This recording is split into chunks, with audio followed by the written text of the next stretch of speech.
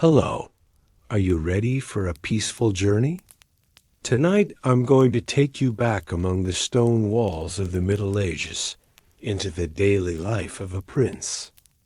As my voice slowly lowers, let your shoulders relax too. Close your eyes, or if you'd rather, don't even bother opening them again. It's completely normal to fall asleep while listening to this story. In fact, that's exactly the point. As my voice slows down, as the sentences stretch out a little longer, I want your mind to loosen at that same slow pace. There's nowhere you need to rush to. Tonight, your only task is to listen and to drift off to sleep whenever you like, even before the story ends. Now turn off the lights, get into your most comfortable position, and let's travel together 700 years into the past, up toward the highest tower of a castle for a medieval prince. The day began long before sunrise. In fact, while the sky was still pitch black. Instead of the shrill sound of a modern alarm clock, what woke you was the neighing of horses rising from the castle courtyard and the heavy footsteps of the night guards. When you opened your eyes, the first thing you saw was the thick, heavy curtains surrounding your bed. These curtains weren't merely decorative. Their real purpose was to keep out, at least a little, the relentless cold that seeped into the stone room those enormous structures we call castles were. In truth, nothing more than great blocks of stone, and stone was not a particularly good material for holding heat. So even a prince's chamber would be only a few degrees warmer than the outside air. While you were still under the blanket, chamber servants would quietly slip in and try to coax back to life the embers that had nearly died out in the fireplace overnight. It would take hours for that fire to truly warm the room. Stepping out from under your covers in those days was in itself a small test of willpower. If you were an English prince living in the 14th century, you probably slept in a heavy fur-lined nightgown. In that age, comfort wasn't about softness. It was about not freezing. Long before the sun rose, the palace staff had already stirred. The sound of wood being split in the kitchen, the clatter of horseshoes rising from the stables, served as your real alarm. You wouldn't expect to find a carpet on the floor of your room. A floor was usually stone, scattered with fresh herbs and fragrant plants. These herbs both insulated the floor a little and masked the smell of damp stone. Walking across a floor sprinkled with rosemary or thyme was one of the small, real luxuries of court life. Glass windows in the early Middle Ages were an enormous privilege available only to the wealthiest families. If you were lucky, your window might hold small wavy panes of glass. But more often, windows were covered with wooden shutters or oiled linen cloth. Light would seep in, but a clear view was rarely possible. This gave the inside of the room a dim, faintly mysterious air. One of the great realities of waking as a prince was that you were almost never truly alone. A guard waited at your door. Servants came and went in the early hours. The concept of privacy hadn't been invented yet. From the moment you opened your eyes, you were, in truth, part of a protocol, a scene in a dynastic script. Even the water brought to you in a silver basin for washing your face was presented with a certain order and ceremony. The water was usually lukewarm, never hot. Heating that much water was an operation that required the whole kitchen. According to the medical understanding of the time, taking a deep breath the moment you woke was even considered dangerous. It was recommended that windows not be opened right away so that bad air wouldn't enter the body. Because of this, the air in the room was a little heavy, faintly smoky, and scented with herbs. As you rubbed your face with the water in the silver basin, the world outside had already woken, already begun wondering which armor you would wear that day, which lessons you would take, whom you would speak with. Being a medieval prince was less a glittering fairy tale and more a patient exercise in endurance that began in an ice-cold room. But that endurance was necessary preparation for the rest of the day waiting for. When most people hear Middle Ages, they picture people walking through mud who never once touched water in their entire lives. But as a prince, your reality was quite far from this common misconception. People in that era were aware of cleanliness. It's just that this cleanliness was far from the comfort of today's showers. For you, cleanliness was less about an abundance of water and more a matter of discipline and status. Washing your face and hands in the morning wasn't only about hygiene. It was also a small ritual for beginning the day. As water poured from a silver pitcher into a silver basin, a servant beside you would hand you a linen towel. Bathing in the Middle Ages wasn't a daily habit the way it is today. Preparing a great wooden tub meant an operation of carrying and heating water that could take hours. So instead of getting into a tub every day, a method we might call dry cleaning was used. Visible areas were cleaned with water, while for the rest, people relied on the power of fine white linen. It was believed in that era that white linen underclothes absorbed sweat and dirt from the body like a sponge. A prince's standard of cleanliness wasn't how often he bathed, but how white and fresh the linen against his skin remained. Soap use was common, but it wasn't soft or floral scented as it is today. It was usually made from a mixture of animal fat and wood ash, producing a hard bar that could slightly irritate the skin. For aristocrats, bay laurel oil or thyme extract was sometimes added to these soaps to soften the scent. There was a widespread belief that bad odors carried disease. So smelling good was also considered a kind of health precaution. Dental care was taken far more seriously than you might think. The myth that everyone's teeth were rotten actually belongs to later centuries, when sugar consumption increased. Since refined sugar wasn't yet common on your table, your teeth were probably quite strong. In the mornings, you'd clean your teeth by dipping a stiff cloth in vinegar and rubbing it on your gums. Sometimes burnt breadcrumbs or salt were used as a natural polish. Chewing thyme or mint kept your breath fresh throughout the day. Hair care was its own matter. For a prince, it wasn't common to wear the hair very long.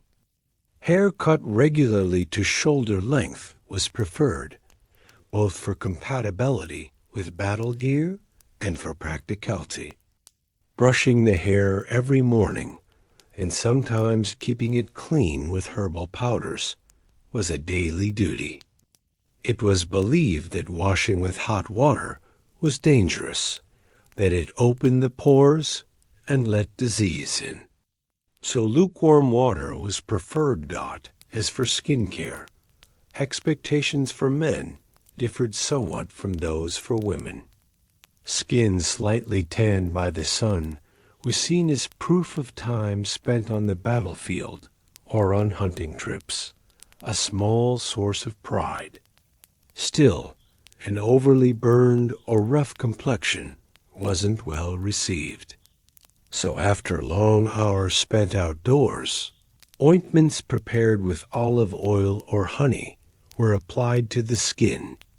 When your cleansing ritual ended, the dim air and faint soap scent of the room would leave you ready for the day. As the servants emptied the basins, it was time to move to one of the day's most demanding stages, the process of dressing in the modern world. Getting dressed takes a few minutes, but in your world, this process was almost a small ceremony in itself. Every layer you put on represented both your wealth and the rigid, social hierarchy you lived within. Dressing began with the linen undershirt, the first piece to touch your body. This shirt was a thin shield designed to absorb your body's sweat and protect the more expensive fabrics on top. The quality of the linen was a mark of how much care was taken of you. Over the linen shirt came a fitted inner tunic. Over that came an outer layer that varied according to the day's plans. If that day held weapons training, sword practice, or riding lessons, you'd put on a leather or lightly chain-mailed training vest over it. Chainmail was produced by linking countless tiny metal rings together, the product of weeks of an armorer's labor. This vest was heavy. The moment it settled on your shoulders, your body had to get used to it. For a young prince, growing accustomed to carrying that weight was, in itself, part of the training process. If that day held a court ceremony, an ambassador's reception, or an official banquet, instead of armor, you'd wear an elegant robe made of velvet or wool lined with fur. The color and fabric of this robe were strictly determined by sumptuary laws. Colors that were laborious to produce, like purple and deep red, belonged only to the royal family and the highest-ranking nobles. As a prince, your right to wear these colors was a privilege granted to you from the moment you were born. Buttons were rare and expensive objects in that era, so clothes were mostly fastened with laces, belts, or small pins. The belt at your waist wasn't merely decorative. A short dagger, a small pouch carrying your seal ring, and sometimes a prayer book hung from it. In an age when pockets hadn't yet been invented, the only way to carry your daily items was to hang them from yourself. Your shoes changed depending on the day's activity. For training or hunting, sturdy leather boots reaching the knee were worn. For a formal ceremony, elegant slippers made of soft leather with a slightly pointed toe were preferred. Walking on stone floors in these thin soles meant your feet were always a little cold. But a prince would never voice this discomfort. Once your hair was combed and set, if it was a formal day, a thin crown or metal circlet would be placed on your head. This circlet wasn't heavy, but every stone, every carved detail on it, symbolized the power of your dynasty.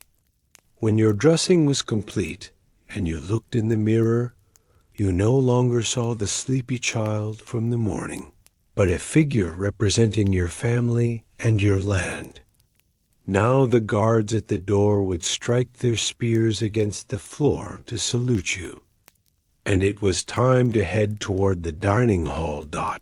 As you walked through the palace corridors.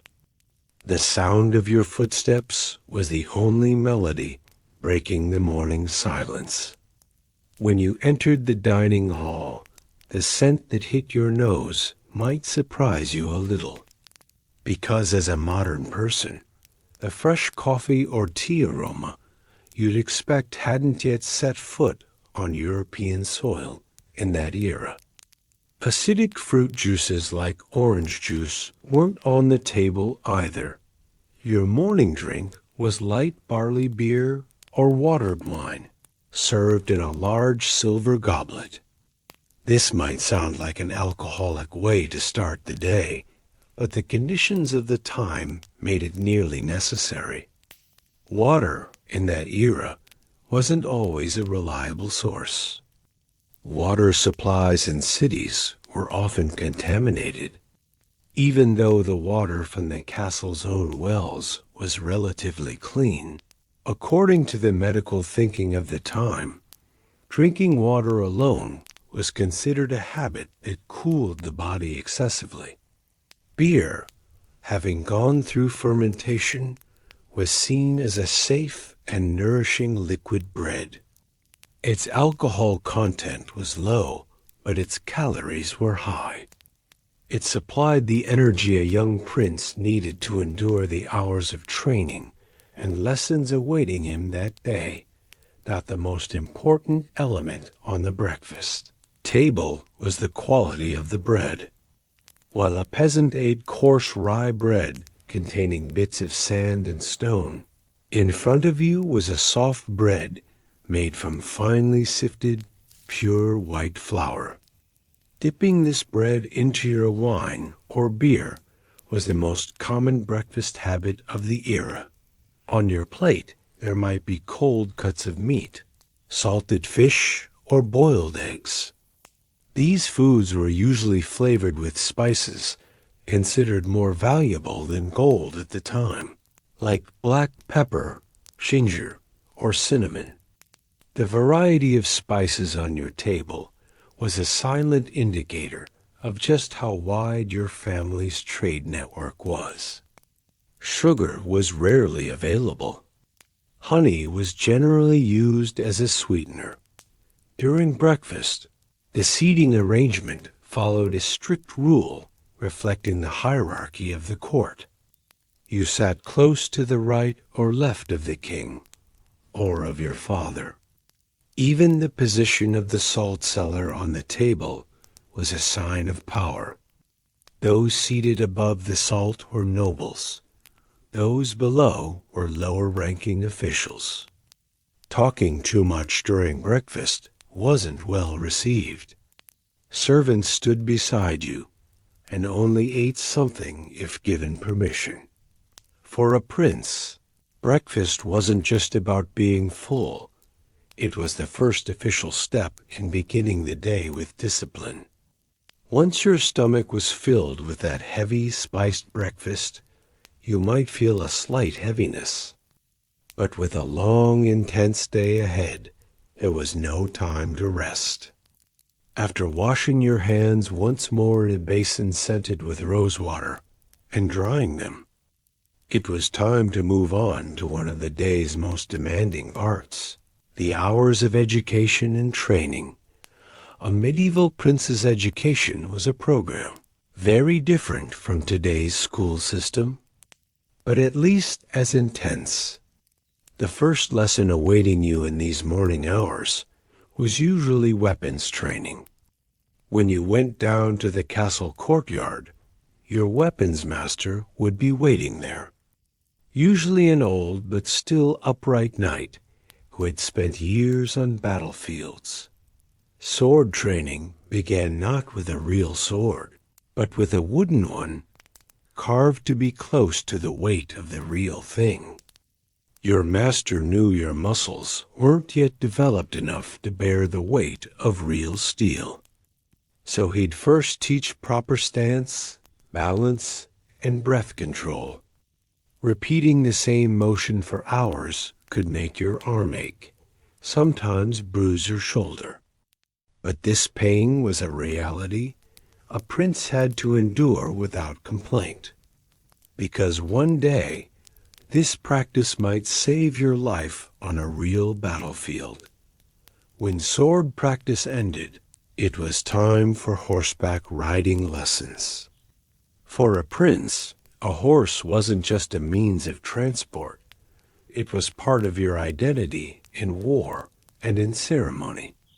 At a young age, you'd start with small, calm ponies, gradually moving to stronger, more spirited horses. Sitting correctly in the saddle, maintaining balance against every movement of the horse, holding the reins properly. All of this was learned through hours of repetition. Some days this was combined with lance practice.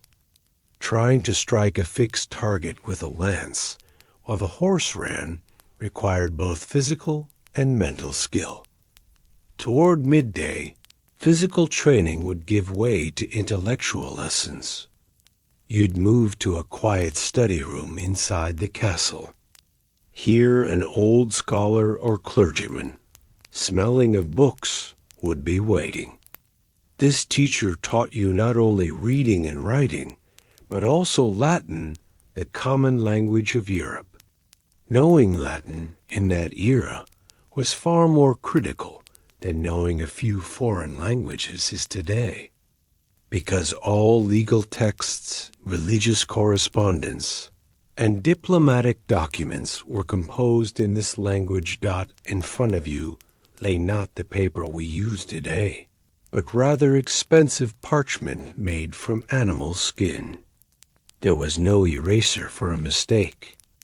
You had to scrape the surface layer of the skin lightly with a small knife. Ink was made from a mixture of oak gall and iron sulfate, a jet black liquid that, once it stained your fingers, wouldn't come off for days.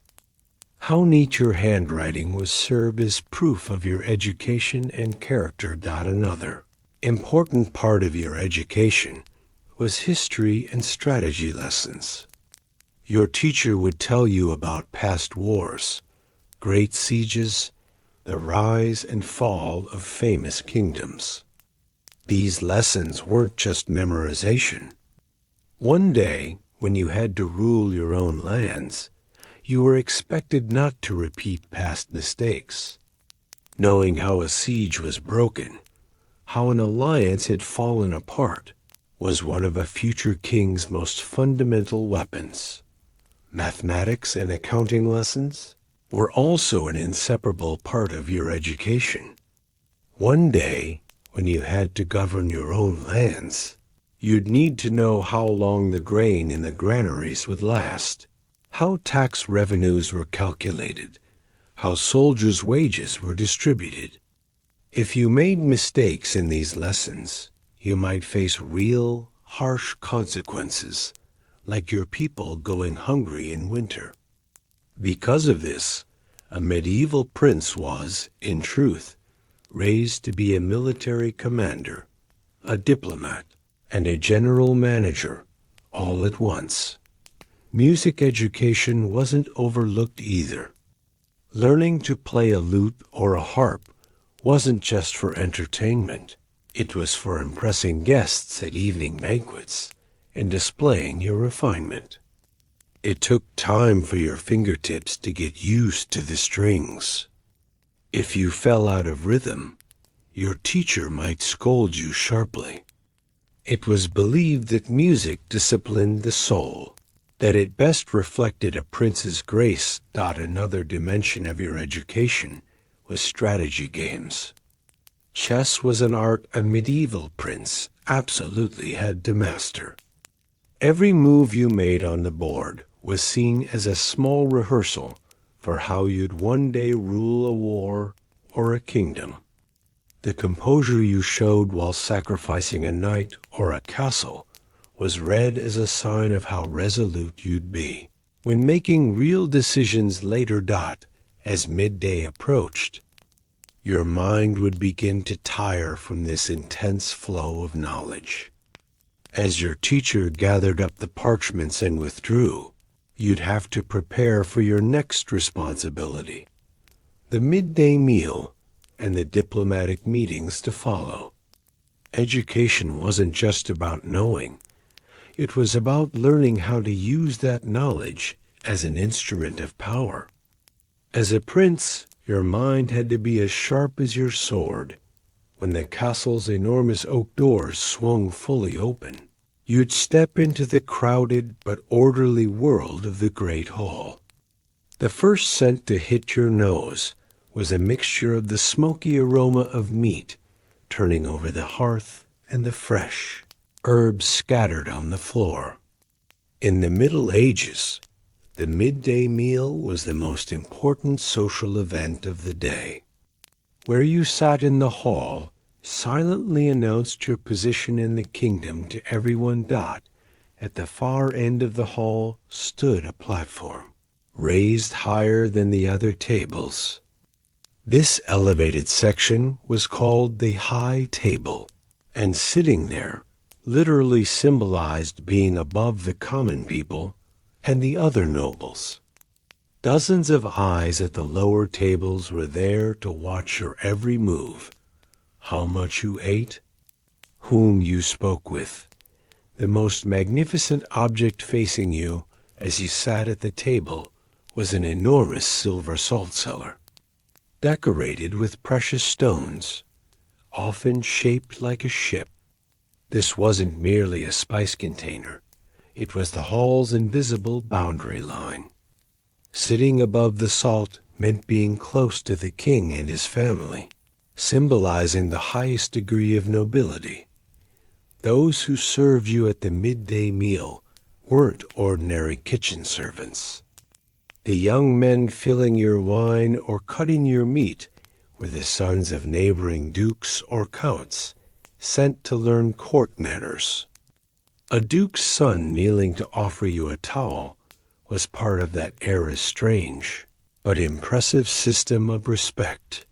Before the meal began, an official called the ewer would pour rosewater over your hands from a silver pitcher. This wasn't just for cleanliness. It was also a formal announcement that you were ready for the meal. You wouldn't look for a fork on the table. Using a fork in that era was seen by many as an insult to the fingers God had given. You only had a spoon and your own personal knife. You had to hold your food with the first 3 fingers of your right hand. Plunging all 5 fingers into the food at once was considered ill-mannered. The menu was full of flavors that might seem quite strange today.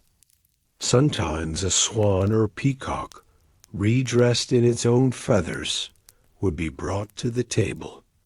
In that era, how a dish looked and how rare and difficult to obtain it was mattered more than its taste. Richly spiced meats and thick sauces made with almond milk filled the table. Vegetables, however, were not much favored at the table, because there was a widespread belief that foods grown in the soil belonged to the lower classes. Wine remained the crowning drink, but it was far stronger and more spiced than today's. Honey and ginger were added to turn it into a kind of cocktail called hypocras. Beneath the table, during the meal, another life went on entirely. The castle dogs waited for scraps falling from the bread trenchers. When you finished eating, the stale bread trenchers soaked with sauce would be collected and distributed to the poor waiting at the castle gate. As a prince, being full meant, indirectly, that others got to eat as well. After the midday meal, in order to shake off the light drowsiness that settled over you. It was time to move to the palace gardens or open grounds. In the Middle Ages, the concept of free time didn't mean lying on a sofa the way it does today. For you, these hours were another arena in which you displayed your physical skill and strategic intelligence. If the weather was fair, this part of the day usually began with a hunting party. Falconry was one of the great passions of medieval aristocracy. A noble falcon perched on your arm symbolized both your power and your elegance. But the real excitement was the deer or wild boar hunt, done with lance or bow. As you galloped through the forest on your horse, you'd reap the rewards of the riding lessons you'd taken since childhood. The courage and accuracy you showed during the hunt directly affected your standing at court, because the nobles watching read from these scenes whether you might one day show the same resolve on a battlefield. Some days, instead of hunting, you'd go down to the tournament grounds. Jousting was, for a prince, both a form of entertainment and a serious matter of prestige. Once you'd put on your heavy armor and mounted your horse, you'd feel your heart race as the distance between you and your opponent shortened. The moment your lance struck the opponent's shield, the cheers of the noble spectators filling the hall would ring in your ears. Tournaments weren't just entertainment. The performance you showed there could influence everything from future marriage, proposals to military alliances, if the weather was bad, or it was simply a time for rest. Entertainment would move inside the castle's stone walls. A chessboard would be your greatest companion, and sometimes your fiercest rival. The pieces were usually carved from ivory or walrus tusk, each one a small work of art. But you had to be careful.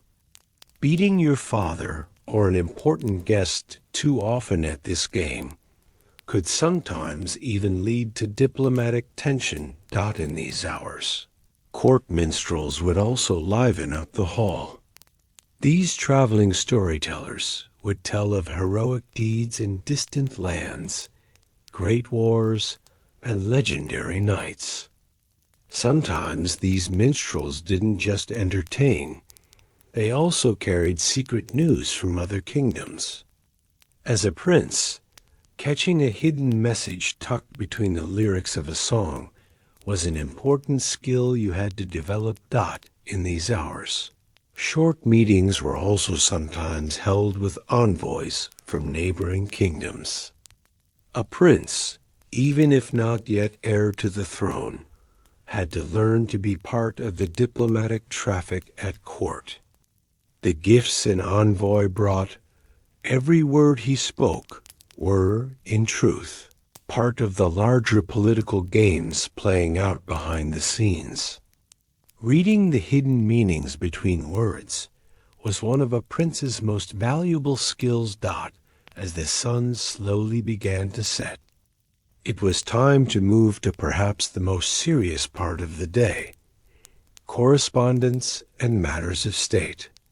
Sitting at the heavy oak desk in a quiet corner of your room, you knew that the blank parchments before you weren't just pieces of paper.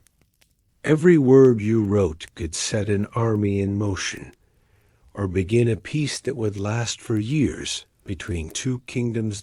In the Middle Ages, marriage wasn't a matter of love in the way we understand it today. For you, marriage was equivalent to a land agreement or a military alliance contract.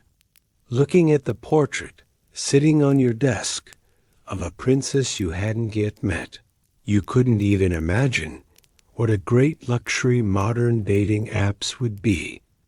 This portrait had come from the hand of the court's painters. You could never fully know how accurately the painter had captured his future subject's real features. Reading a letter in that era was a rather laborious and expensive task. Every drop of ink on the parchment meant a real cost. Every letter had to begin with a long formal protocol of respect, listing the other party's titles one by one. Skipping a title or addressing someone incorrectly could sometimes even cause a small diplomatic crisis. The most tense part of your correspondence was the sealing stage. You'd carefully fold the letter you'd written, then drip melted red wax onto it. While the wax was still warm, you'd press your family's seal ring into it. This seal was the only proof that the information inside the letter had been approved by you. If the seal was broken, it meant the letter had been read by spies. Along the way, the letters you prepared would be handed to one of the castle's most trusted couriers. This courier would ride for days, cross rivers, sometimes try to survive forests full of bandits, all to deliver the letter to its destination. Getting an answer to a simple, "How is your health?" question could take weeks, even months. Because of this, patience in the Middle Ages wasn't just a virtue, it was a basic necessity of life. Diplomatic traffic wasn't built solely on marriage. The bridges of friendship you built with princes of neighboring kingdoms also ran through these letters. The gifts you exchanged with each other, hunting dogs or rare weapons were, in truth, part of the larger political games playing out behind the scenes. The overly flattering words in a letter you received might be a herald of an approaching request for military aid. When the letter-writing hour ended, you'd start to feel that famous ache in your back. Sitting hunched over for hours writing fine script was quite exhausting physically. Yet when you rose from the desk, you'd feel like the architect of a kingdom. The seals you pressed today might determine where a border was, drawn tomorrow. The mental fatigue brought on by diplomatic traffic sometimes also brought a mild headache or tension in the shoulders. Something you'd swallow a painkiller for and be done with in the modern world was, at a medieval court, a rather complicated matter of balance. If you felt ill, the court physician would be called. But the person who entered your room wouldn't be carrying a stethoscope, more likely an astrological chart, and a strangely scented bag. Medieval medicine was, far more than today's scientific approach, a mixture of philosophy and stargazing. Before examining you, the physician would usually check that day's lunar calendar, because it was believed there was a direct link between the body's organs and the constellations in the sky. What the physician mainly focused on was the theory of the four humors. According to this theory, your body contained four basic fluids: blood, phlegm, yellow bile, and black bile. If you were ill, one of these fluids was thought to be excessive or deficient compared to the others. As a prince, you were generally considered to have a sanguine temperament, cheerful and strong. But a headache might be interpreted as excess blood raising your body heat. The most popular remedy for this diagnosis of excess blood was leeches, or bloodletting dot if the situation wasn't serious enough to require leeches. The physician would pull herbal mixtures from his bag. The taste of these mixtures resembled nothing like today's syrups. They might contain dried plant roots, ground deer antler, or rare mountain herbs. Sometimes, simply because you were noble, real gold dust would even be added to your medicine. It was believed that gold gave the body strength and neutralized poison's dot.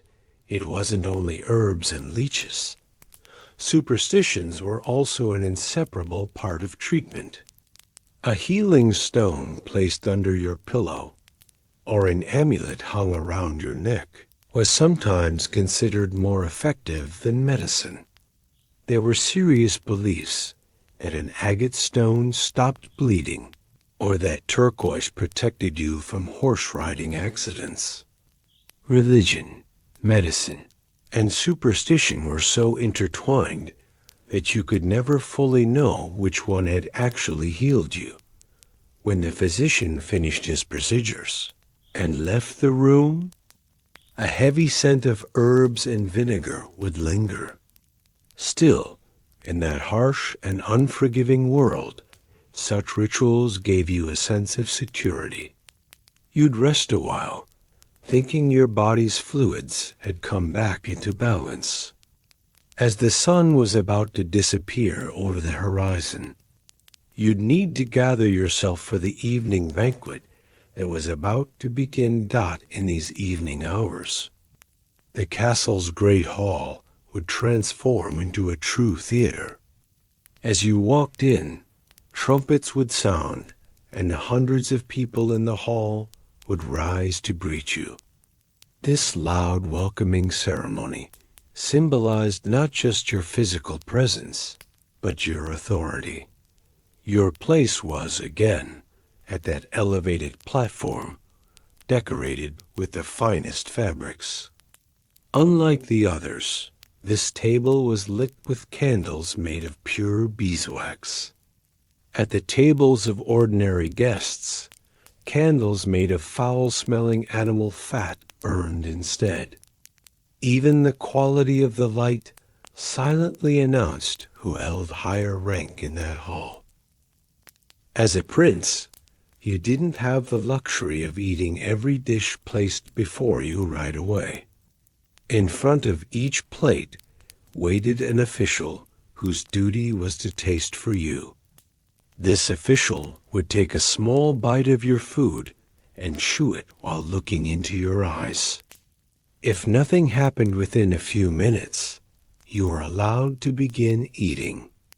Fear of poisoning was the most loyal, most uninvited guest at medieval aristocracy's evening table.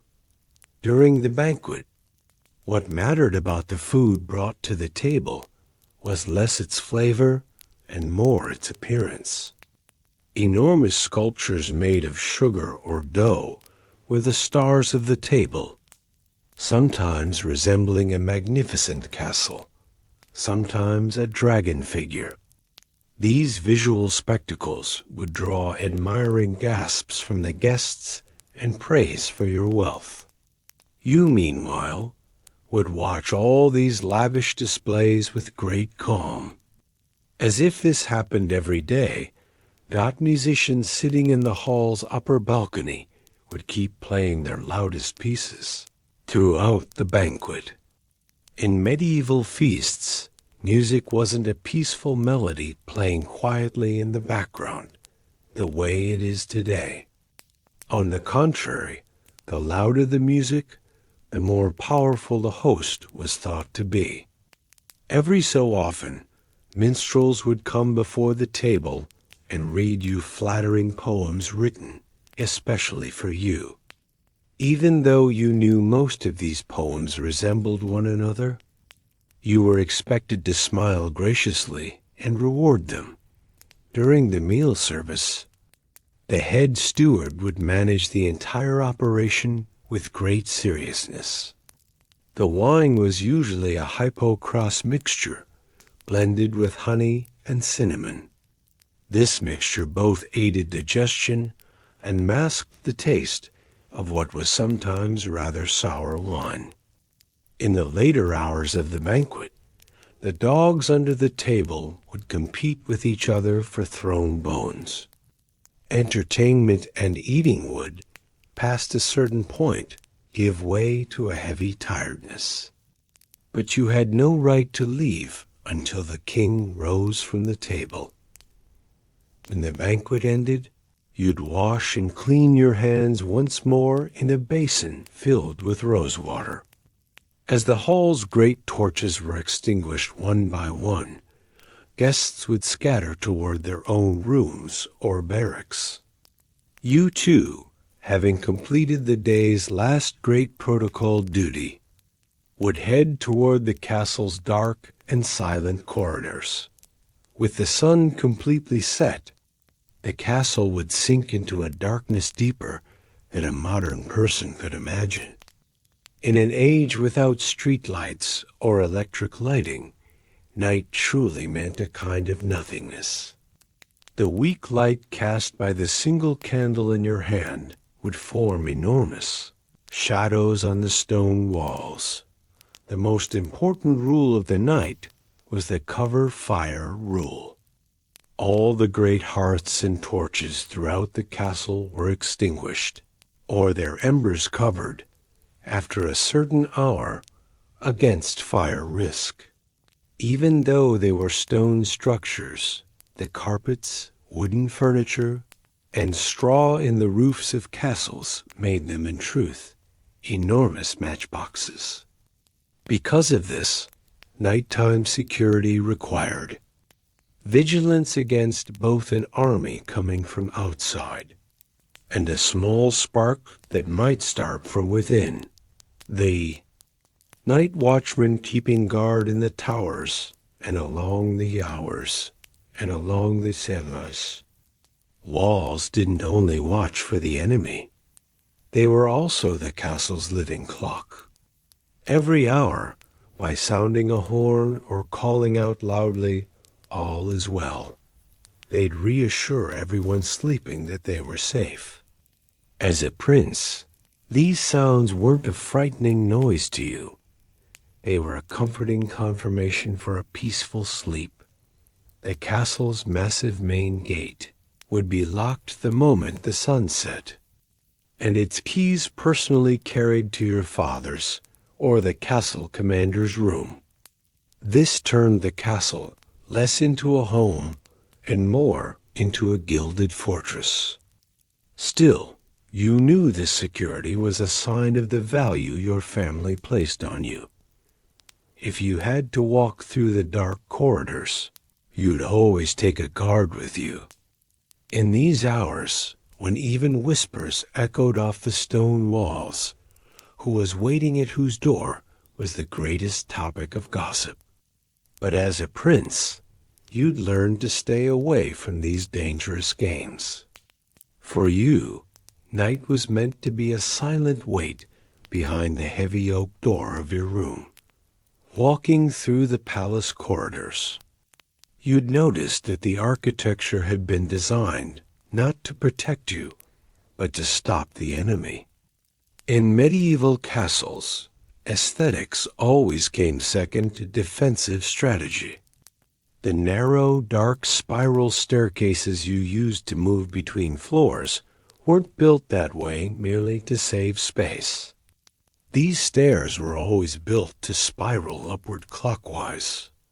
There was a quite practical military reason for this. An enemy attacking from below would find no room to swing the sword in his right hand, while the defender above could use his right hand freely. As a prince, going up and down these narrow steps in your heavy armor or long robe was, in truth, a hidden balance exercise you performed every day. The greatest enemy inside the castle was always that famous, endless draught. The stone walls somehow always found a way to let in the outside wind. The enormous storytelling tapestries you saw on the walls weren't just an artistic pleasure. These tapestries were the Middle Ages insulating material. These thick woolen weavings were needed to shield against the bone-chilling cold radiating from the stone. Behind the tapestries usually lurked dust, spiders, and sometimes the king's secret spies. As a prince, checking whether the tapestries stirred slightly while speaking in a room became a vital reflex you had to learn. Air quality inside. The palace was well outside today's standards. The enormous hearths, lit for warmth, constantly left the environment under a layer of soot and smoke. The blackened stone on the walls wasn't just the mark of time. It was the result of those smoky winter nights. The moat surrounding the castle, too, was often not merely a defensive line filled with water, but also a stagnant pool where the castle's waste collected. Especially in summer, opening the windows required real courage. Lighting was another architectural challenge. Windows were designed narrow and vertical in the shape of arrow slits, so archers could fire through them. This left rooms dim even at midday. At night, your only light source was candles made of animal fat, or torches. Walking in dim light, not bumping into the corners of furniture, not catching fire from a torch as you passed by in that long robe. These were part of a prince's daily attention exercises. Palace architecture was a strict teacher that kept you constantly alert, never letting you fully relax. The living spaces in the palace weren't divided into clear sections, the way they are today either. What was called the Great Hall was a multi-purpose space where meals were eaten, justice was dispensed, and dozens of servants slept side by side at night. As a prince, you had more private rooms on the upper floors. But the word private was quite flexible in that era. A guard always waited at your door. Being alone in that era was a sign either of a great punishment or a great trouble. Sociability was a necessity built into the very architecture. A prince's life was largely shaped by which season of the year it was.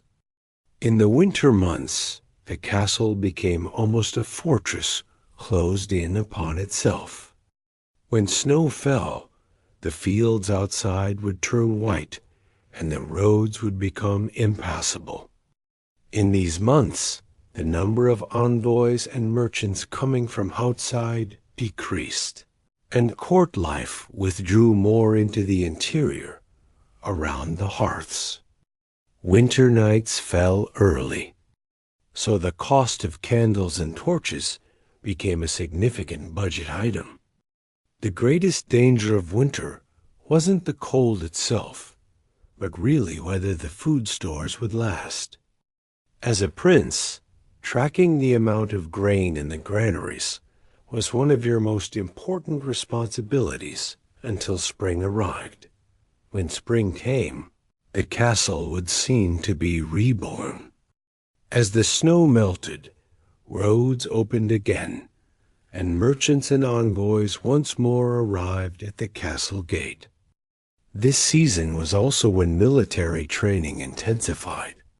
The sword drills done indoors through the winter now continued out in the courtyard for longer hours. Small tournaments held in spring were an important opportunity for young knight candidates to display their skills. Summer was the season of pre-harvest preparations and long hunting expeditions.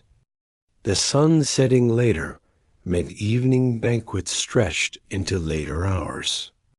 In the summer heat, heavy fur clothing was set aside in favor of lighter linen and thin wool fabrics.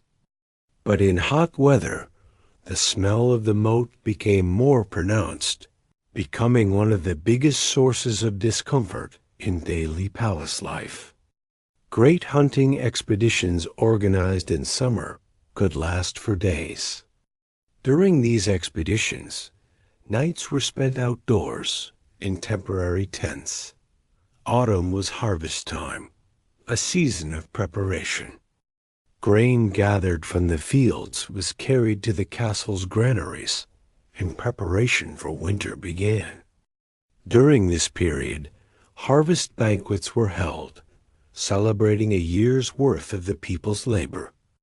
As a prince, appearing among the people at these banquets, thanking them, was both a tradition and a political necessity. Autumn's cooling air also marked a transition period when the hearths began to be lit again, when castle life slowly began turning inward. Each season brought its own rituals, its own scents, and its own challenges. As a prince, recognizing this cycle meant not only adapting to the weather, but also understanding your people's life, economy, and needs. As a prince, you are rarely an only child. You usually grew up within a large royal family. Your relationship with your siblings took shape within a framework quite different from today's family dynamics. Your eldest brother was usually the natural heir to the throne. This created both a friendship and an unspoken rivalry between you. If you were the second or third son, your future was likely shaped around a position in the church, a command, or a marriage alliance with another kingdom. Your relationship with your sisters carried a different quality. They were usually married off before you, sent as brides to distant kingdoms. A sister's wedding ceremony would become the subject of weeks of preparation, feasts, and diplomatic discussions at court. Her departure meant both an emotional loss and the beginning of a new alliance. Sometimes you'd correspond by letter, but these letters arrived weeks later, and the bond between you gradually turned into more and more of a memory carried on paper. The other young nobles at court became your friends and future allies. Your classmates in your education were in fact the sons of neighboring dukes or counts sent to learn court manners. The friendships you built with them could turn into your kingdom's most trusted commanders one day. But the rivalry among these young men couldn't be ignored either. Small details: who fought better with a sword, who rode better, whose questions shone brightest in the teachers. Eyes could form the foundation of great political balances in the future. Your relationship with your father was, most of the time, formal and distant.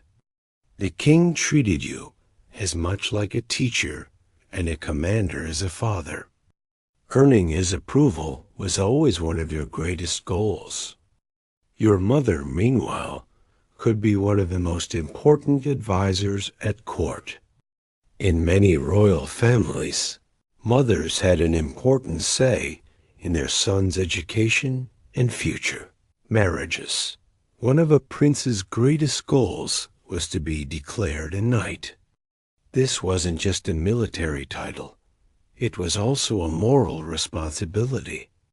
The oath of knighthood was built on principles of courage, loyalty, justice, and protecting the weak. From a young age, you'd start as a page, serving the great knights at court, carrying their armor, preparing their horses, serving at their tables. This was the first stage of that training. Over time, you'd be promoted to squire. At this stage, you'd take part in real battle drills and could go with a knight all the way to the battlefield, though you wouldn't yet directly engage in combat. This period as a squire could last for years. During this time, you are expected to prove both your physical strength and your moral maturity. The ceremony of being declared a knight was one of the castle's most magnificent moments. It usually took place after a night spent praying and fasting in the chapel. When morning came, the king, or a respected knight, would tap the flat side of his sword lightly on your shoulders, formally declaring you a knight. This moment was one of the proudest in a prince's life. You were now recognized not just as a member of a dynasty, But as a warrior and a protector, knighthood also brought with it a certain code of behavior. Principles like protecting the weak, keeping your word, showing mercy to a defeated enemy weren't just words. They directly affected your standing at court. How faithfully a prince held to these principles was also an indicator of how much his people would trust him in the future. When the enormous chests in the corner of your room were opened, the colors and textures spilling out of them were, in truth, invisible social boundaries. Sanctuary laws existed in the Middle Ages.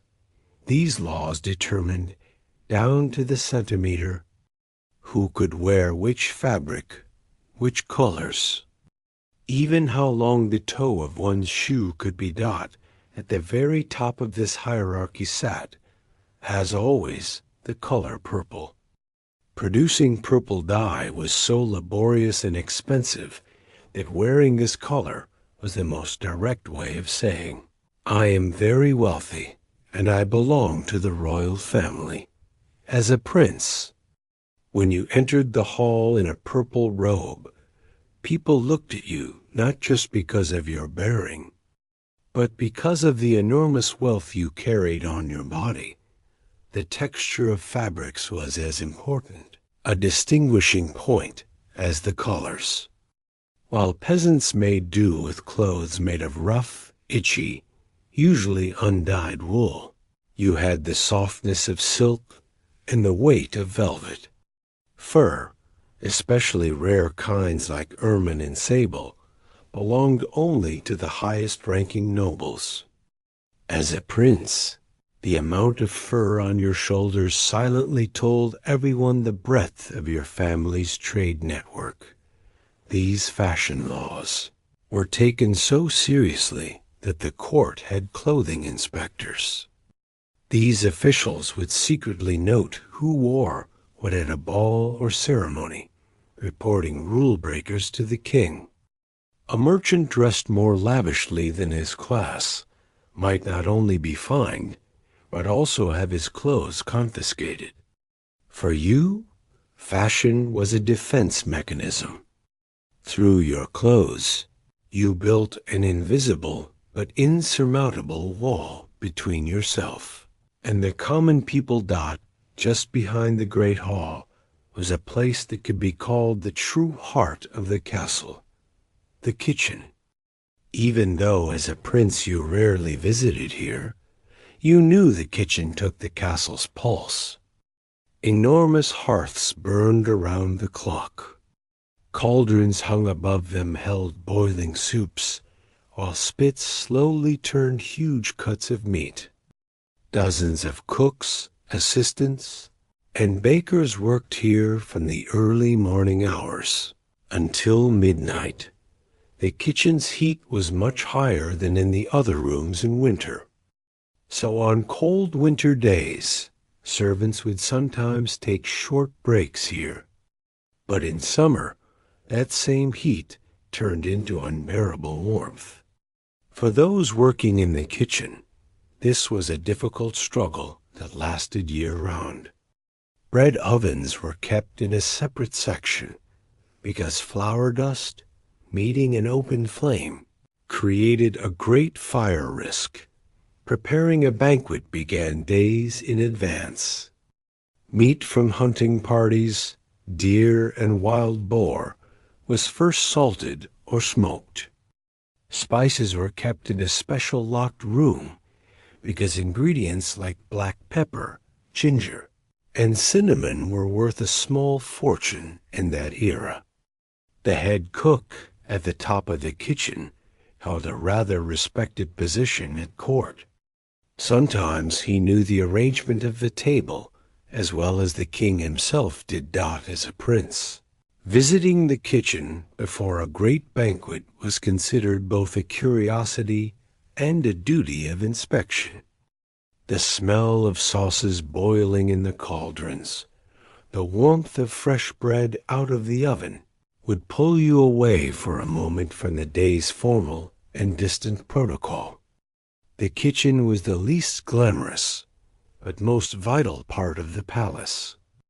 Without the labor of the dozens of people working there, no banquet, no ceremony would be possible. In one wing of the castle, in a small room whose stone walls had been carefully built to protect it from damp, there was a library. For a prince, this was the most precious corner of his education. On the shelves stood heavy, large, leather-bound books. These books weren't like today's printed products. Each was a unique work, copied by hand over years of a monk's or a scribe's labor. The value of a book, in that era, could sometimes equal a small village's annual income. Because of this, the books in the library weren't only read, they were also kept with great care in locked cabinets. Some special manuscripts were even chained to the shelves, so that no one could remove them without permission. The hours you spent in the library weren't limited to history and strategy books alone. Here you'd find geography maps from distant lands, astronomical charts showing the movement of the stars, and sometimes philosophical texts surviving from ancient eras. As a prince, to be able to read some of these texts, you first needed to know Latin. And to understand some others, you needed to be familiar with Greek. The librarian was usually the castle's oldest and wisest clergyman. This person not only preserved the books, but also oversaw the copying of new manuscripts. A scribe could work for months to copy a single book. Every letter was crafted carefully, almost like a work of art. Precious stones or gilded ornaments were sometimes added to the covers of books. This made them both sources of knowledge and works of art. As a prince, the quiet hours you spent in the library could be one of the calmest moments of the day. Far from the noise of protocols, tournaments, and diplomatic meetings outside, with only the rustle of paper and the scent of ink for company, you'd find a chance to let your mind expand. Every castle was full of stories told about its own past. As a prince, as you grew, you'd learn how your ancestors had conquered these lands, which great sieges they had withstood, through which alliances they had expanded their territory. These stories weren't just entertaining tales. They were also a guide for your identity and your future. The armor and swords hanging on the walls of the great hall were usually real war memories belonging to your ancestors. Each had a story. This sword had been used in such a battle. This armor had been pierced in such a siege. During evening meals, old advisors or grandparents would tell these stories, and you'd listen quietly, wondering whether your own story would one day hang on these walls too. The family coat of arms wasn't just a symbol, it was also a kind of contract. Every figure, every color on the coat of arms was tied to a victory your ancestors had won or an oath they had made. As a prince, carrying this coat of arms was both an honor and a heavy responsibility. A banner bearing your coat of arms, fluttering on a battlefield, became a symbol that raised the soldier's courage. On some nights, an old advisor or your nurse would also tell you the darker stories of your family. Lost wars, broken alliances, sometimes even family conflicts. These stories taught you that ruling a kingdom wasn't only about victories, but also about learning lessons from mistakes at certain times of the year. The castle would fill with an energy quite different from ordinary days. Religious holidays, especially the great midwinter celebration, were the most magnificent days at court. Preparations would begin weeks in advance. The kitchen would prepare extraordinary amounts of food, and the hall would be decked with special decorations. During these celebrations, the strict protocol of ordinary days would loosen a little. Jesters and traveling performers would be invited to the castle, and festivities lasting for days would be held. As a prince, even though you had to maintain a certain seriousness, even on these days, the joy brought by the celebrations gave everyone at court, from the lowest-ranking servant to the highest-ranking noble, a shared moment of happiness. During the great celebrations, public feasts would also be held. At the great tables set up in the castle courtyard, common people would also be invited to the feast, displaying the royal family's generosity. As a prince, appearing among the people at these feasts, chatting with them even briefly, was both a tradition and an important opportunity for building relations with the public. For your future reign, tournaments were also usually held together with these great celebrations. Knights from neighboring kingdoms would display their skills in competitions lasting for days. These tournaments weren't just entertainment. They were also important diplomatic scenes where relations between kingdoms were tested. New alliances formed, and sometimes old hostilities somewhat softened at the end of the celebrations. The castle would return once more to the quiet rhythm of ordinary days.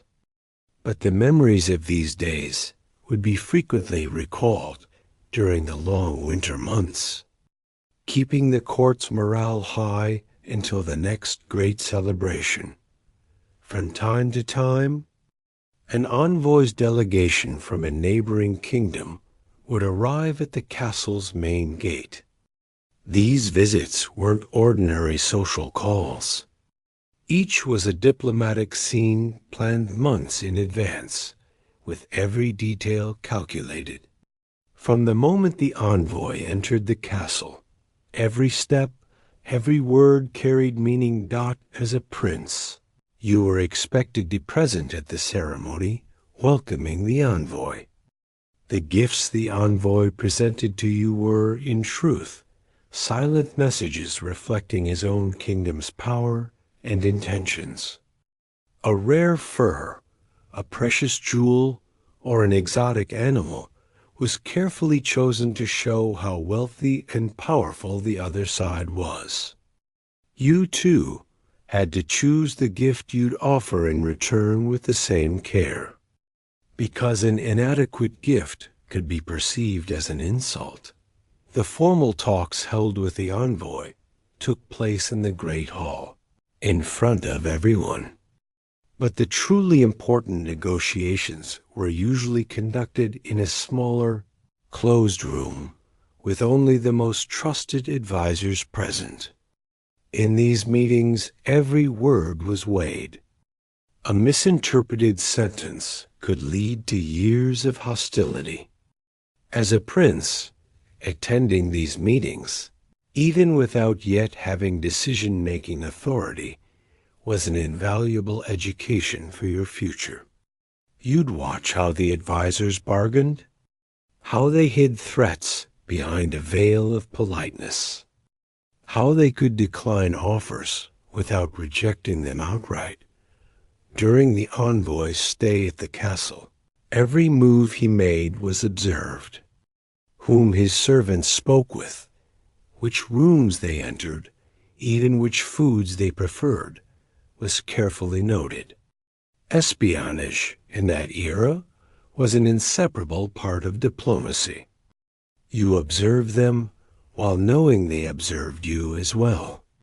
This invisible game was far more subtle than a war fought with swords. But sometimes its consequences could be far more dangerous. When the envoy left the castle, he was usually seen off with a great ceremony. But the real outcome was what he would report back to his own king.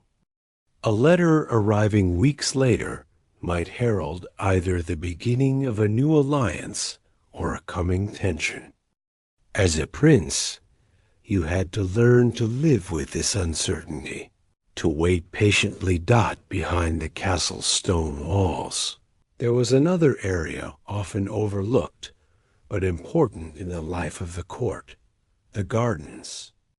As a prince, you could escape the day's intense protocol and find a brief moment of relief in these green spaces. The gardens weren't only for aesthetic purposes. They were also practical spaces supplying the kitchen with fresh vegetables. Medicinal herbs and spices dotting these walled gardens. Fragrant plants like roses and lavender were grown.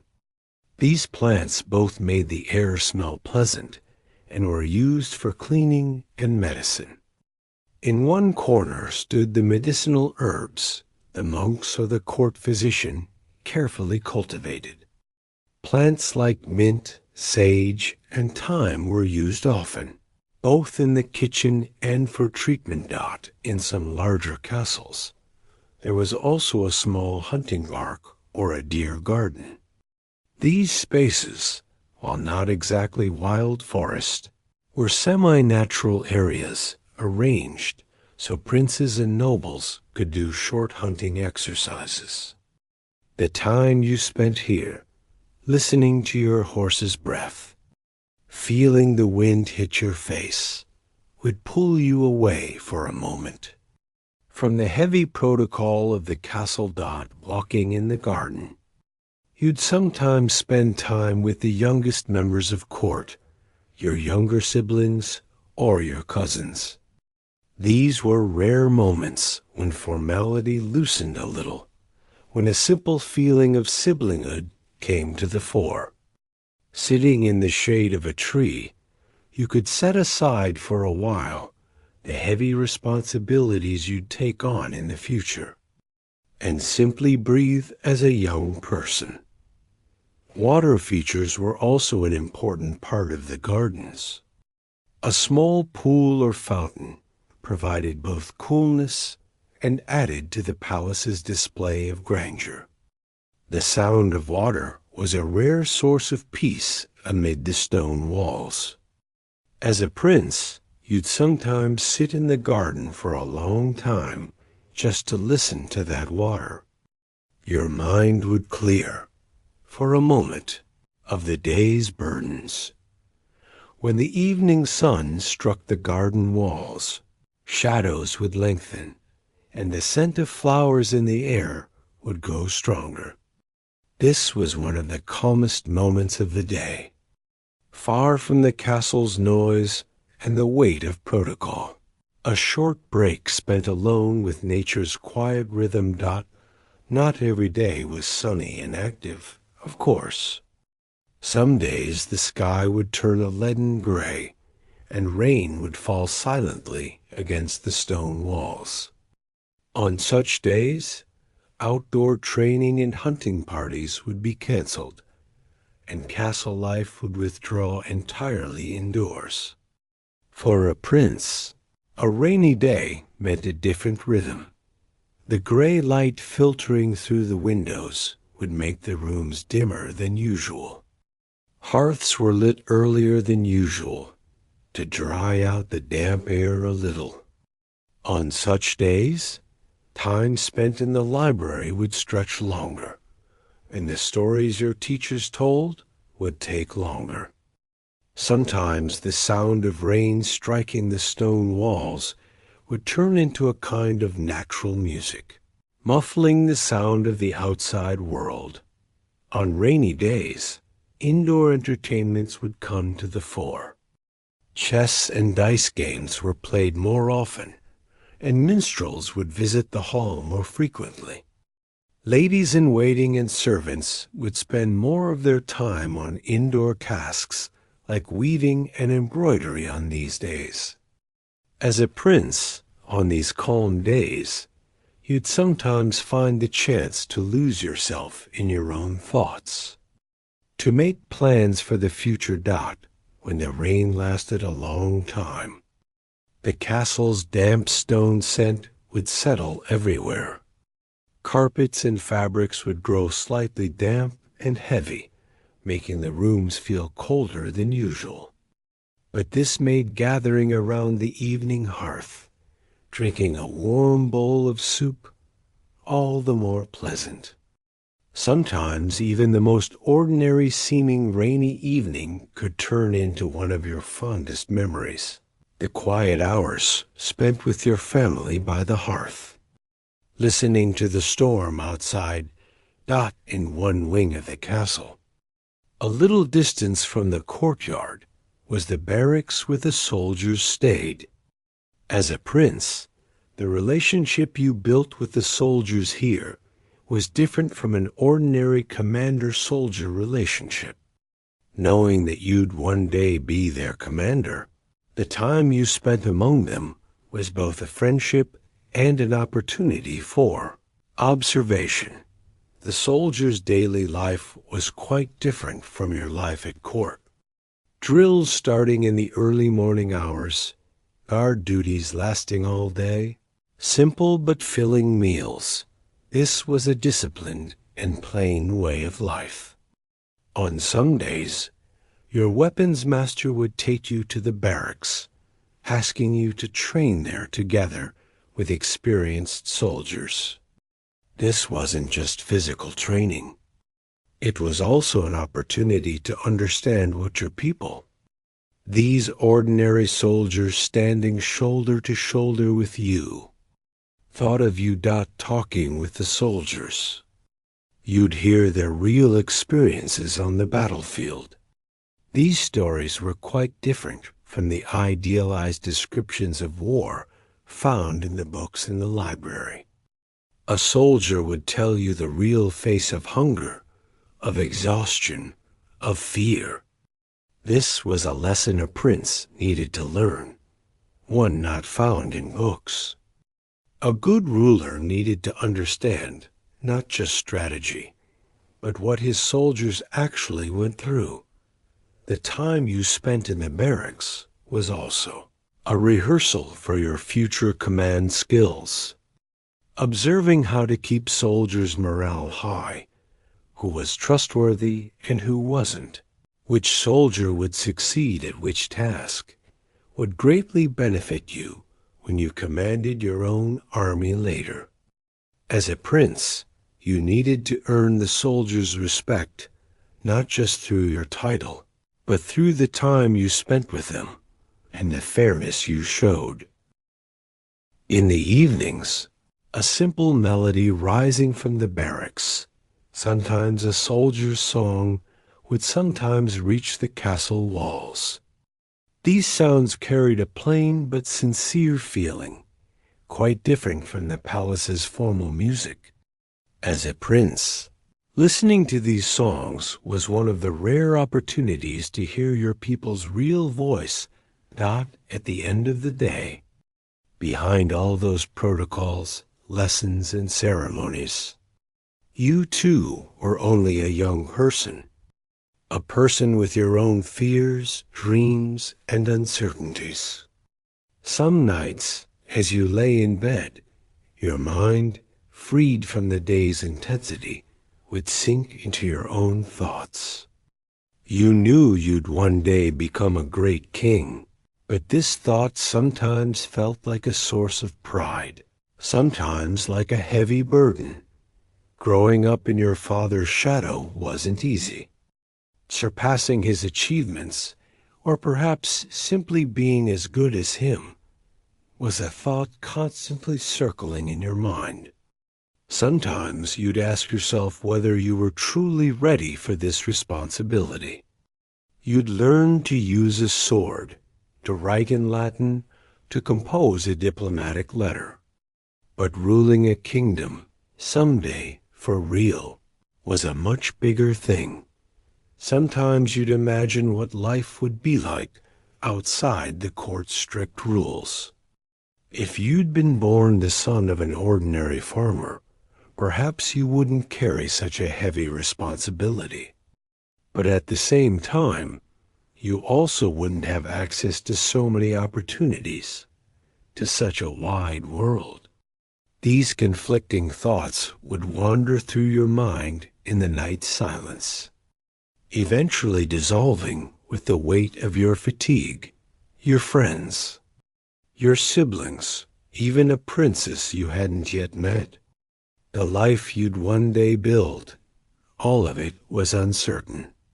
But this uncertainty, rather than frightening you, calmed you in a strange way, because you knew that every step you took made this future a little clearer. Your education, your discipline, the patience you showed, all of it was together, preparing you for that day dot in these quiet hours of the night. You'd feel your heart slowly calm, your breath deepen.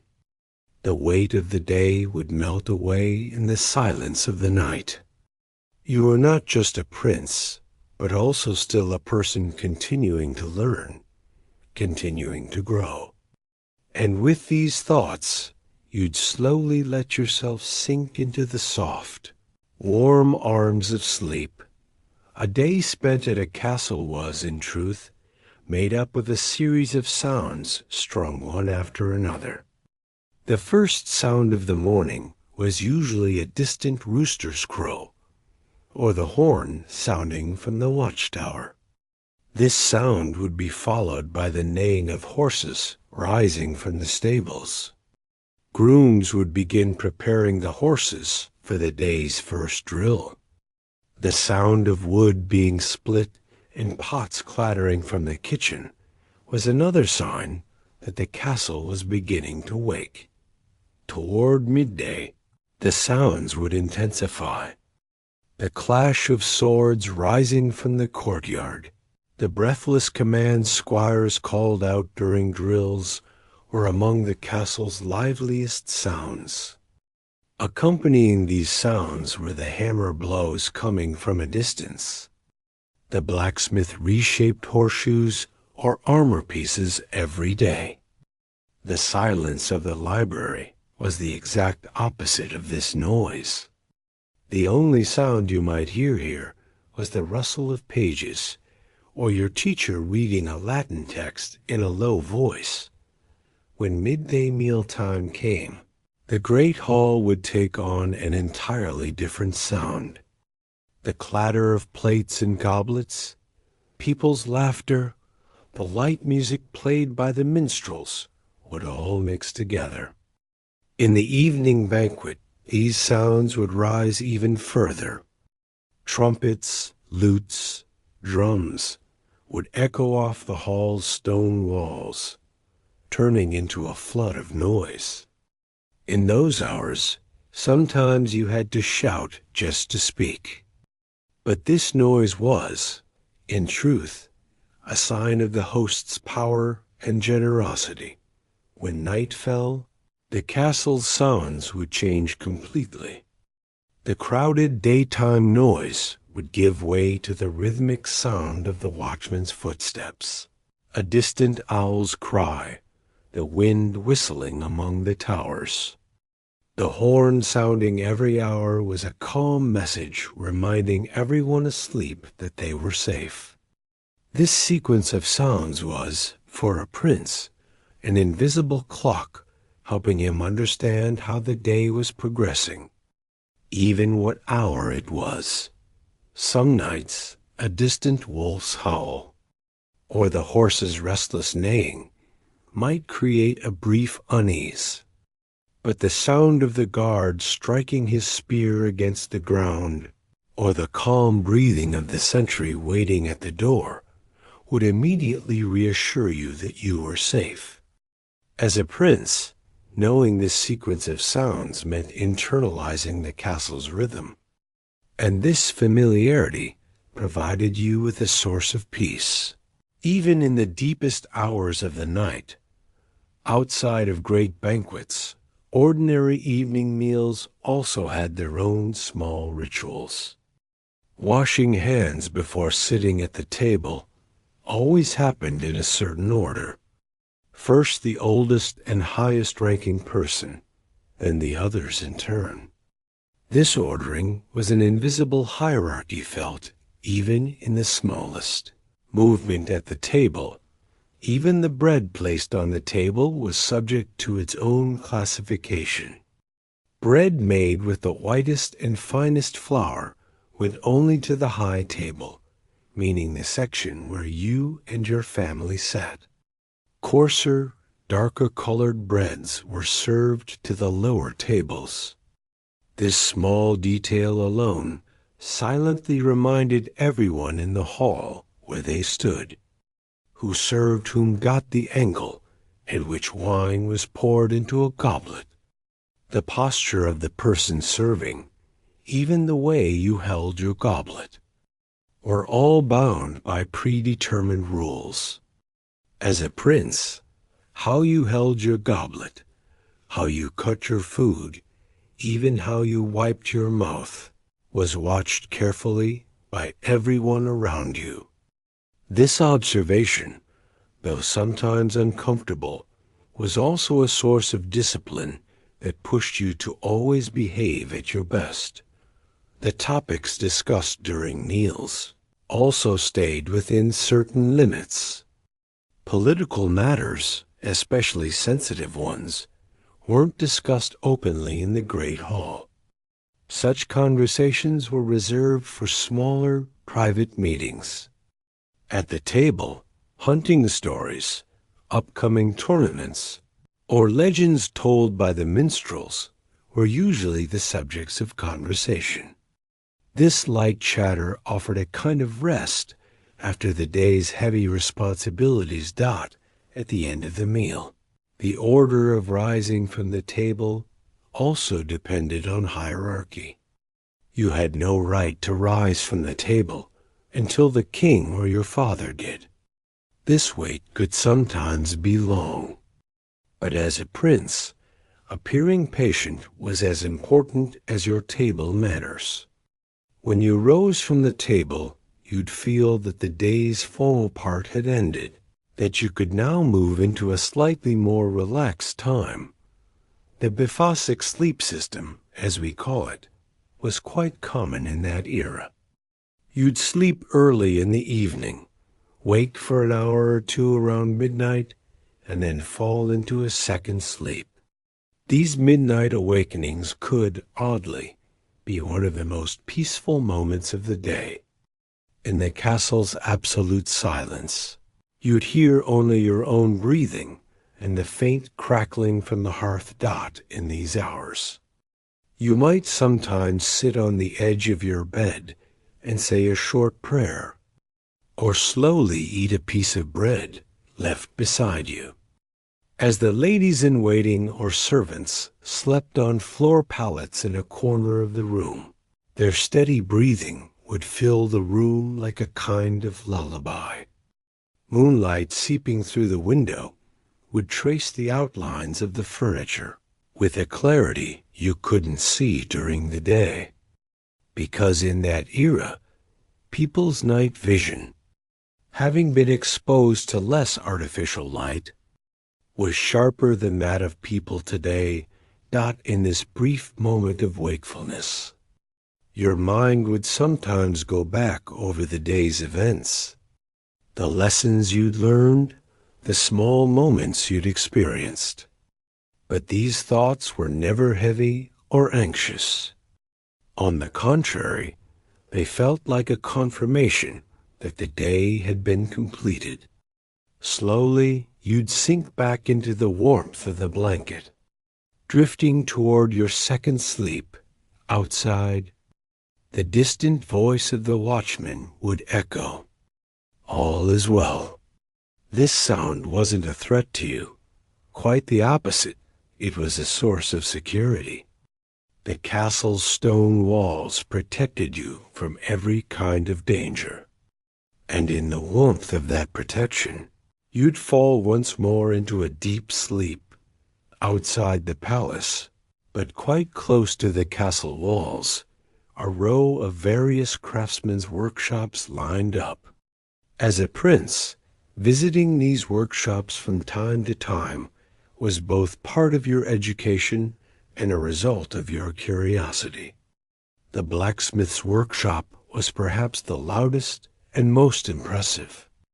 The sound of the hammer, the hiss of hot iron meeting water, the red glow of the fire. This was one of the most vital places keeping the castle's defenses standing. Swords, lance tips, armor pieces, and horseshoes were all shaped in this workshop. The tailor's workshop had a much calmer atmosphere. Here, bolts of silk and velvet were carefully stacked, and needles and scissors were used with great care. As a prince, when you ordered a new piece of clothing, watching the tailor take your measurements, watching how he cut the fabric, taught you to appreciate the labor behind your clothes. Knowing that every stitch, every piece of embroidery was the product of hours of work made, you look at the clothes on your body with a different eye. The weapons master's workshop was where swords and armor weren't only made, but also maintained. Keeping a sword's edge sharp, regularly oiling armor so it wouldn't rust, required constant effort. As a prince, you sometimes learned to maintain your own sword with your own hands. This wasn't just a practical skill, but also a sign of the respect you held for your weapon. The scent of wood rising from the carpenter's workshop reminded you that the palace's furniture, doors, and sometimes siege weapons were shaped here. The cobbler, working leather, produced both ordinary soldier's boots and your own elegant slippers. Every craftsman had gone through years of apprenticeship in their own field. As a prince, witnessing this labor helped you understand that your kingdom drew its strength not only from nobles, but also from these skilled hands. The time you spent in the artisans' quarter also opened a small window onto the real life of your people. Here you'd notice that the strict protocol of the court loosened a little, that people spoke more freely. As a prince, understanding these different worlds was one of the foundations for becoming a fairer and wiser ruler in the future. Before falling asleep, on some nights you'd get up and walk to the small window of your room. Pulling the thick curtain aside and letting your eyes adjust to the darkness outside would take a few seconds. Moonlight would spread a thin silver sheet over the courtyard's stone floor, and a single torch in the watchtower, seen from a distance, would look like a small star. This view carried no trace of the crowded, noisy, protocol-filled world of the daytime. It was as if the castle, at night, turned into another being entirely, breathing quietly on its own. The soft whistle the wind made passing through the walls never felt frightening to you. On the contrary, it was like a calm murmur reminding you that the castle was still standing, still protecting you. In the distance, a few scattered lights from the villages whispered, quietly, at lives you'd never see, small stories you'd never know, were continuing on their own. As a prince, knowing that you could only see a small part of such a vast kingdom made you feel small, and yet, strangely, comforted at the same time. Moving away from the window and back toward your bed, the light, familiar sound your footsteps made on the stone floor told you the day was truly over now. When you drew the curtains closed again, that endless night outside would remain behind the castle's stone walls, and you, beneath that heavy velvet cover, would return to your own small, warm world. As your eyes grew heavy, that quiet, moonlit courtyard you'd just seen would hang in your mind as one last soft image, wanting nothing, expecting nothing, simply existing in peace. When you entered your room, the icy morning air had already given way to the light warmth spreading from the hearth. With the servant's help, the heavy clothing on your body would be removed layer by layer. Removing your armor or formal robe happened with the exact opposite patience of the morning's dressing session. Once you were left in a thin linen nightgown, you'd feel like a bird that had grown lighter. Your bed would rise like a great tower in the middle of the room. In the Middle Ages, the beds of nobles were built quite high to stay away from the cold coming off the floor, and from unwanted visitors. Before you got into bed, a servant would step in holding a long-handled warming pan. The hot coals inside would warm the icy sheets for you. The structure of the bed was a true feat of engineering. At the very bottom lay a firm straw mattress that cut off the cold rising from the floor, and on top of it lay a soft feather bed that provided your comfort. Owning a feather bed was a true mark of wealth. When the heavy velvet curtains around the bed were drawn closed, you were now inside your own small, warm kingdom. These curtains provided both privacy and kept the smoke from the hearth from filling your lungs. The day's final prayer was said kneeling at the edge of the bed. You'd thank God for all his help that day and pray for the protection of your soul through the night. In the Middle Ages, death coming during sleep was a very common worry. Because of this, every sleep was, in truth, a kind of small farewell. In that era, people didn't sleep for long stretches at once the way we do today. You'd sleep early in the evening, wake for an hour or two around midnight, pray or read something, then go to your second sleep. When you woke at midnight, listening to the absolute silence of the room would be the thing that rested your mind the most. Outside, the sound of the wind striking the towers would gradually grow more distant, and the last piece of wood in the hearth would split in two with a small crackle.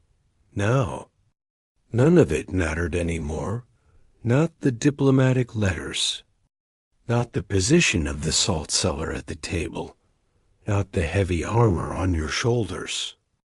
You were simply a soul finding peace in the silent darkness of centuries past. The stone walls were there to protect you from every kind of danger.